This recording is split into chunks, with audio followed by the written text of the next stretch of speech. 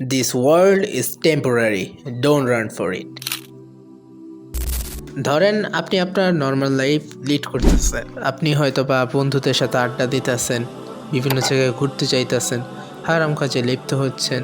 Overally আপনি জানেনই না আপনার সামনে কি ওয়েট করতেছে, বাট তাও আপনি কিনা পার্টিতে যাইতেছেন, বিভিন্ন পাপ করতেছেন, লিটারেলি পাপ। আমি যা যা বললাম এর ভিতরে যদি আপনি নিজেকে খুঁজে পেয়ে থাকেন, তাহলে একটা কথাই বলবো যে দুনিয়া ইজ টেম্পোরারি।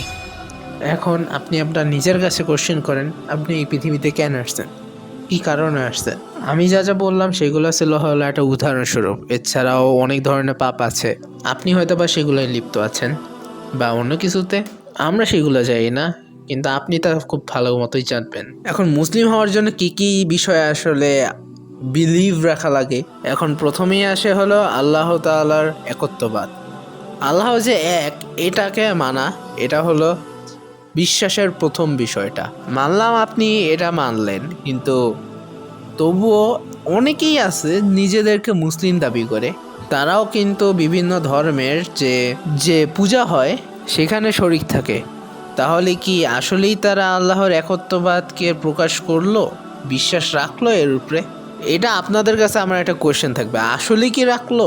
এখন আপনিই ভালো বলতে পারেন সেখানে আপনি শরিক ছিলেন নাকি ছিলেন না, সেটা আপনি ভালো জানেন। যদি কখনো থেকেও থাকেন, এই 2 দিনের দুনিয়ার জন্য আসলে এই সব কিছুর ভিতরে নিজেকে না জড়ানোই ভালো, কারণ এটা শিরক, এটা সবচেয়ে জঘন্যতম পাপ। দেন আছে হলো ইবাদত। মানলাম আপনি এটাও মানেন, আপনি ইবাদত যে করতে হবে সেটাও আপনি জানেন, ঠিক আছে, আমি মেনে নিলাম আপনি জানেন যে ইবাদত করতে হবে। আপনি নিজের কাছে কোশ্চেন করেন তো, আপনি আজকে নামাজ পড়ছেন কি না, আপনি কি সালাত আদায় করছেন? আপনি যদি মুসলিমই হয়ে থাকেন, তাহলে কিভাবে আপনি এই জিনিসটাকে ইগনোর করে গেলেন? আপনি তাহলে কেমন?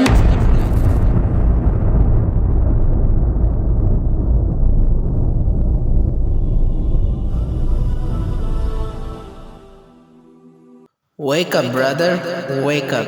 এখনো সময় আছে, নিজেকে শুধরায় নেন, না হলে কখন যে কি হবে তা কেউ জানে না।